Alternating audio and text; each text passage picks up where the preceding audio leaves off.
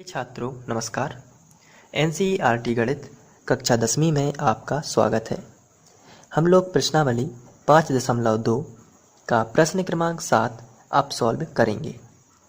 तो इसमें हमें दिया गया है उस समांतर श्रेणी का 31वां पद ज्ञात कीजिए जिसका 11वां पद 38 है और 16वां पद 73 है। तो सबसे पहले हमें जो दिया गया है उसको ध्यान से देखना है। 11वां पद 38 दिया गया है और 16वां पद 73 दिया गया है। तो जिस प्रकार से आपको एग्ज़ाम में लिखना है उसी तरीके से मैं यहाँ पर सॉल्व करवाता हूँ। तो सबसे पहले आपको लिखना है, माना किसी समांतर श्रेणी का प्रथम पद a और सार्वंतर d, ये तो सब में होता है तो इसको लिख लेते हैं। तो आपको इस तरीके से लिख लेना है। इसके बाद जो दिया गया है उसको हम दो शर्तों में डिवाइड कर लेते हैं। पहला कथन कह रहा है 11वां पद 38 है, तो आप लिखेंगे स्थिति 1।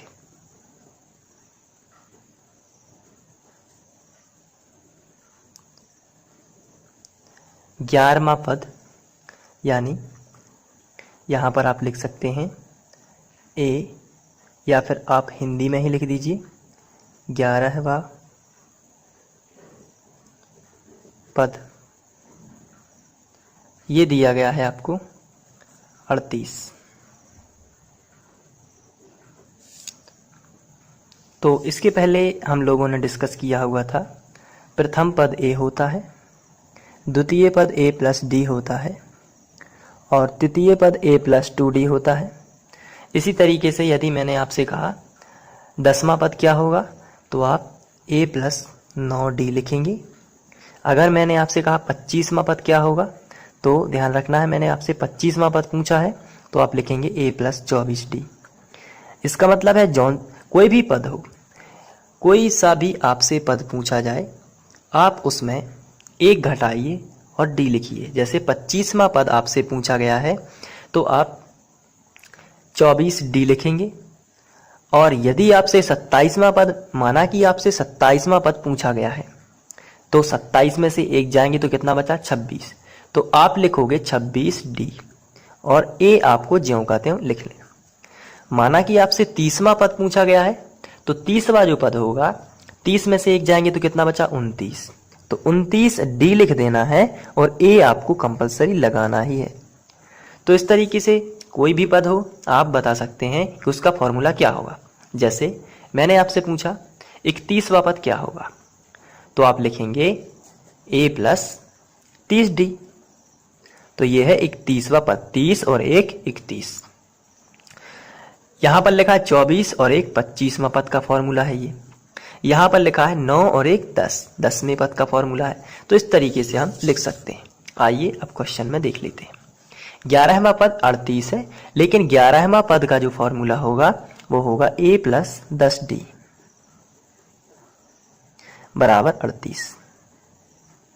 इसको हम समीकरण 1 बनाएंगे तो स्थिति 1 से हमें समीकरण 1 मिल जाता है। अब हम यहाँ पर स्थिति सेकंड, स्थिति 2 लगा लेते हैं।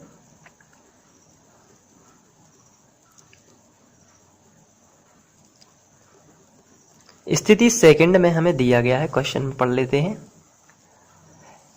16वां पद 73 है, तो चलिए यहाँ पर आप लिखेंगे 16वां पद और ये दिया गया है 73। तो 16वां पद है इसलिए 16 में से एक गया कितना आया 15, तो 15d आ जाएगा यहाँ पर और a कंपलसरी रहता है तो a, तो 15 और 1 16वां पद का ये फॉर्मूला बना लिया। बराबर लिखा है तो बराबर और 73 लिखा है तो आपको 73 लिख देना है। तो ये एक समीकरण नंबर 2 बन जाएगा। अब आपको क्या करना है कि समीकरण 1 में से समीकरण 2 घटा देना है, तो a और a कैंसिल हो जाएगा घटने पर और d का मान आपको मिलेगा। तो सबसे पहले आपको लिखना है समीकरण 1 माइनस 2 से। अब दोनों समीकरणों को साथ साथ लिख लेते हैं इस तरीके से। तो यहाँ पर जो पहला समीकरण है ये यहाँ पर लिख लिया है और ये दूसरा समीकरण है यहाँ पर, और ये है समीकरण 1 और ये है समीकरण 2, दोनों लिख लिए। अब हमें घटाना है, तो घटाने के लिए आप यहाँ पर लिख सकते हो घटाने पर, और यहाँ पर जब घटाने पर है तो आप नीचे वाले समीकरण के सभी चिन्ह बदल देंगे। तो यहाँ पर चिन्ह बदलना है, ये इसका जो चिन्ह है ओरिजिनल चिन्ह वो प्लस का है, क्योंकि कोई भी साइन ना लगा हो तो वो प्लस का माना जाता है। यहाँ पर भी कोई भी चिन्ह नहीं लगा है तो ये भी प्लस का हो जाएगा। तो इसमें हम गोला लगाएंगे और हम इसका अपोजिट वहाँ पर चिन्ह लिखेंगे। जैसे धन का है तो ऋण का हो जाएगा, ये भी धन का है तो ये भी ऋण का हो जाएगा, और ये धन का है तो ये भी ऋण का। अब आप एग्जाम में स्केल की सहायता से भी एक लाइन खींच सकते हैं यहाँ पर, और उसके नीचे जो बचेगा उसको लिखना है। यहाँ पर a और a कैंसिल हो जाएगा। यहाँ पर -15d है और +10d है, तो माइनस का ज़्यादा है, तो बड़ी संख्या में से छोटी संख्या घटाना है, यानी 15 में से 10 जाएंगी तो कितना बचा, तो आंसर है 5 बचा। लेकिन बड़ी संख्या माइनस की थी इसलिए माइनस आपको लिखना है। हमेशा आपको बड़ी संख्या में से छोटी संख्या घटानी है, लेकिन जो चिन्ह रहेगा वो हमेशा बड़ी संख्या का रहेगा। d बराबर, यहाँ पर -73 है और यहाँ पर +38 है, तो इसको घटा लेते हैं। तो यहाँ पर 73 में से जब 38 आप घटाते हैं तो आपको मिलता है, बड़ी संख्या में से छोटी संख्या आपको हमेशा घटानी है तो आपको मिलेगा 35, लेकिन बड़ी संख्या का आपको चिन्ह लगाना पड़ता है। तो बड़ी संख्या माइनस की थी इसलिए माइनस, दोनों तरफ से माइनस कैंसिल, तो आगे बचेगा उसको लिख लेते हैं। तो यहाँ पर बचने वाला है 5d बराबर 35। ये 5 है, d के साथ में गुणा में है, और गुणा वाली संख्या का पक्षांतर बटे में होता है, भाग में होता है। तो d बराबर 35/5, तो यहाँ पर 5 पौने 7 35, तो d बराबर आएगा 7। ये जो d का मान है, यदि आप इसको समीकरण 1 में यहाँ पर यदि रख देते हैं तो a का मान आपको मिल जाएगा। तो आप लिखेंगे d का मान समीकरण 1 में रखने पर।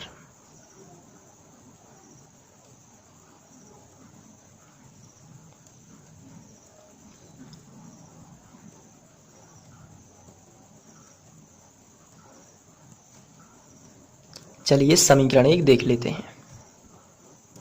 समीकरण 1 ऊपर है और ये है a + 10d बराबर 38। आपको दिखाने के लिए मैं यहाँ पर लिख देता हूँ a + 10d बराबर 38। अब यहाँ पर d का मान रख देते हैं, तो यहाँ पर इम्प्लाई जेड आप लगा सकते हैं क्योंकि बराबर चल रहा है, तो ये आप लगा सकते हैं एग्जाम में, ध्यान रखना। तो a + 10 और जो d का मान है वो हो जाएगा 7।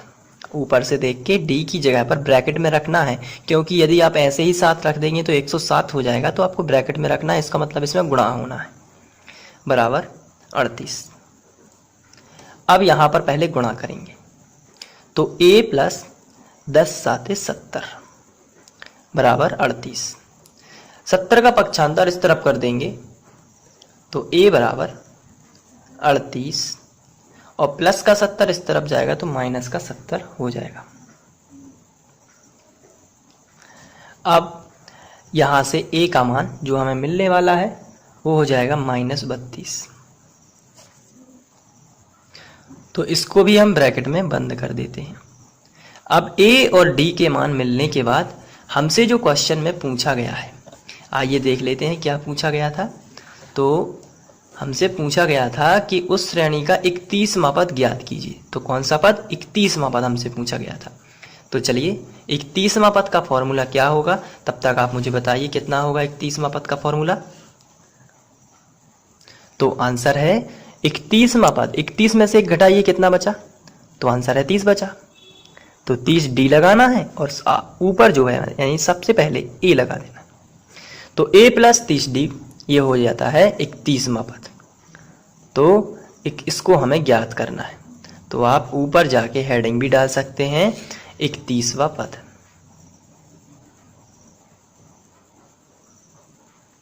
ये तो a का मान कितना है उसको देख लेते हैं। a का मान -32 है, तो वहां पर रखेंगे तो यहाँ पर -32, प्लस है तो प्लस, 30 लिखा है तो 30। अब d का मान रख देते हैं, d का मान देख लेते हैं कितना है। d का मान 7 है, तो चलिए वहाँ पर 7 रख लेते हैं, यहाँ पर रखेंगे 7। अब गुणा कर लेते हैं, -32 प्लस 7 या 21 और 0 ज्यों का त्यों। अब 210 में से जब आप 32 घटाओगे तो यहाँ पर आपको मिलेगा 178। तो ये आपका 31वां पद हो जाएगा। आप चाहें तो इसको इसी तरीके से एग्ज़ाम में करेंगे और आप इसको नोट भी कर सकते हैं, और मैं आपको स्क्रीनशॉट दे देता हूँ। ये हो जाएगा आपका प्रथम स्क्रीनशॉट जो है, ये पहले नंबर का है। इसके बाद ये जो है यहाँ से दूसरे नंबर का, और इसके बाद आप ये तीसरे नंबर का लिख सकते हैं, और ए और डी के मान मिल जाएंगे तो आप ये चौथे नंबर का भी लिख सकते हैं। तो आप इसको नोट कर लीजिए और बहुत अच्छे से पढ़ाई करते रहिए, और आपकी मेहनत, लगन और निरंतरता तीनों होनी चाहिए आपके पास, तब आप सफलता को प्राप्त होंगे। Thank you.